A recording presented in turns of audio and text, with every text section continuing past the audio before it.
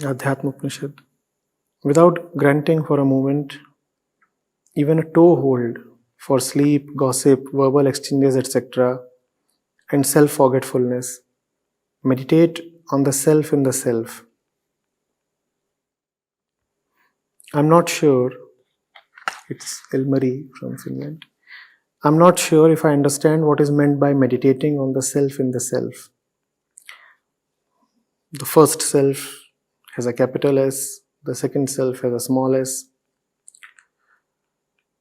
As I understand it, the little cannot know of anything beyond its littleness. Me being what I am, even the infinite remains an image. Every direction or method that seems to be within, every direction or method taken seems to be within the same little dimension. It's almost as if the I wants to be the enjoyer of even its own dissolution. What is it that is being advised in the aforementioned passage, and how should it be applied? Thank you for being here for us, Ilmari.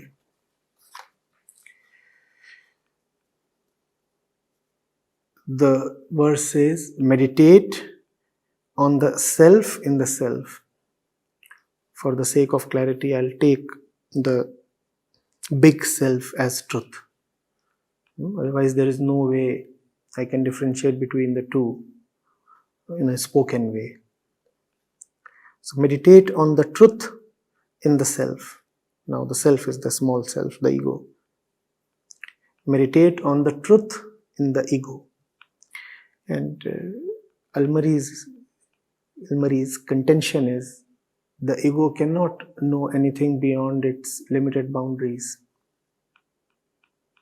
So how will it meditate on the truth or the great self?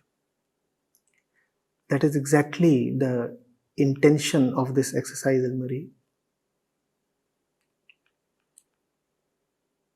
Give the ego a task beyond its capacity.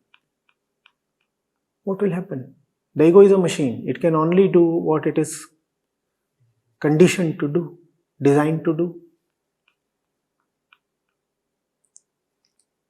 When you start pushing a machine to do something that it is not designed to do, what happens to the machine?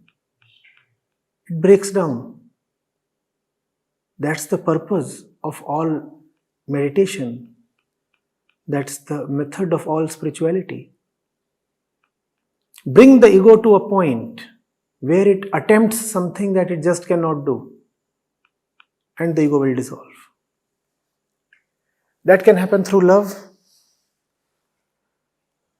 That can happen through renunciation. That can happen in many ways. How does it happen in love? Make the ego fall in love with something that it just cannot achieve.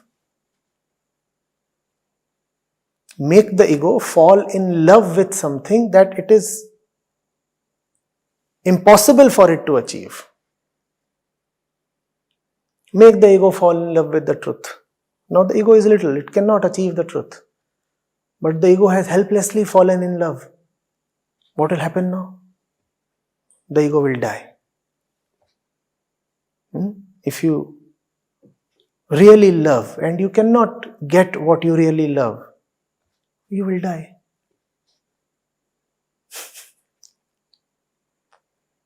Love is a method.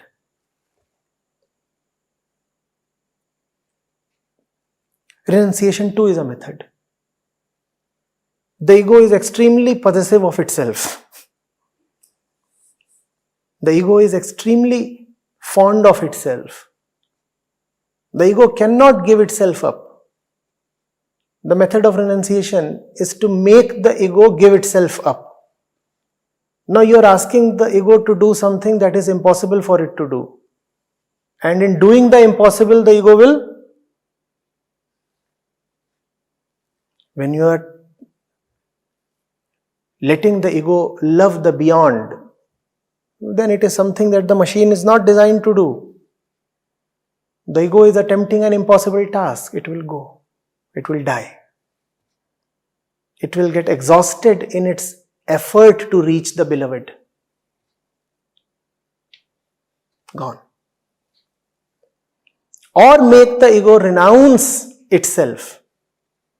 The ego cannot do that. It is very, very painful for the ego to leave itself. But if somehow it can be convinced to leave itself, that would mean its destruction. The ego will go.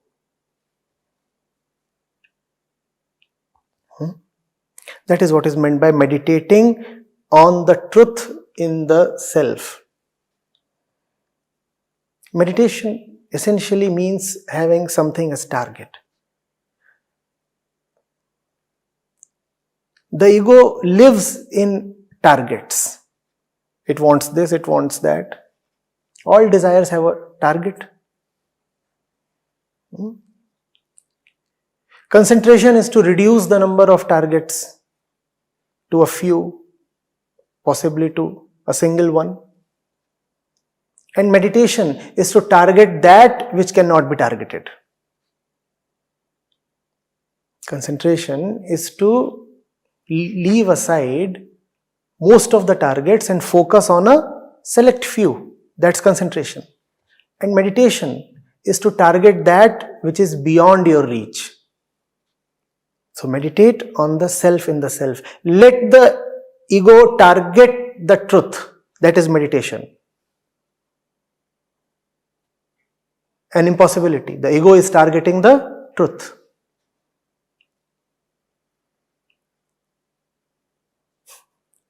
It will fail. It will die. And that is liberation. That's the only way to live, Ilmari. Try doing something that you cannot do. That you know cannot do.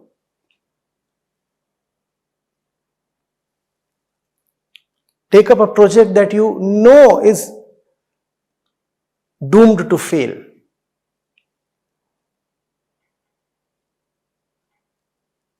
Pick up a battle far beyond your capacity. Know in advance that you are going to lose.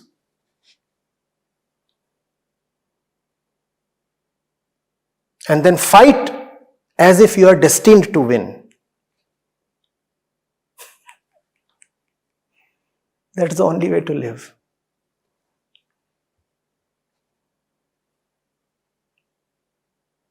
No. Pick up an impossible battle and fight it as if it is won in advance.